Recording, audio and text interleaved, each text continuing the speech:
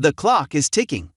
Family members, activists, and celebrities are hoping their last-minute appeals to Oklahoma's governor could save the life of Julius Jones, a man set to be executed at 4 p.m. Thursday local time.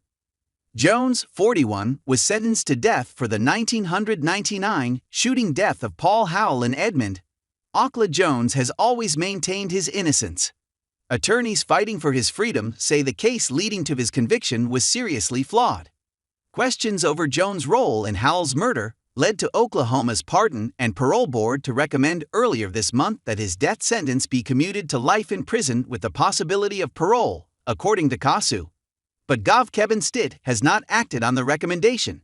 If he decides to step in, Stitt could go with the Parole Board's recommendation to commute Jones' sentence.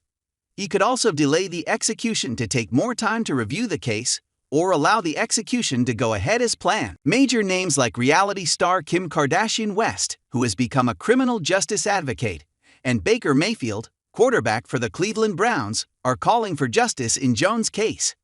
Article continues after sponsor message. This is the cold machinery of the death penalty in America. In just over 2 weeks, an innocent man could be put to death. Kardashian West tweeted, "My heart breaks for Julius and so many others who have suffered from such tragic miscarriage of justice." Students from several area schools took part in a walkout on Wednesday to protest Jones' impending execution. The Oklahoma City Public Schools told the New York Times that more than 1,800 students across 13 schools participated in the demonstration. Oklahoma uses lethal injection to conduct executions. If Jones' execution goes ahead, it would be just the second in Oklahoma since 2015, when the state paused the practice after it was found to be using an incorrect mix of drugs in the process. Oklahoma executed John Marion Grant in October and has several more executions planned for the coming months. Questions around Jones' co-defendant's story. On the night of July 28, 1999, Jones says he was with his family at his parents' Oklahoma City house having dinner and playing board games. That's according to the Innocence Project, a nonprofit focused on exonerating the wrongly convicted. Prosecutors have said Jones told a different story after his arrest. But around the same time that evening, less than 20 miles away, Paul Howell was pulling up to his own parents' house. Moments later, he was shot and killed, the victim of a carjacking. Howell's sister was an eyewitness to the crime. Oklahoma Gov. Kevin Stitt has been urged to commute Julius Jones' death sentence to life. The execution is scheduled for Thursday afternoon. Sue Ograki/AP Howell's family testified before the parole board and said they are convinced of Jones' guilt. They say they feel revictimized by the publicity the case has received, according to KOSU.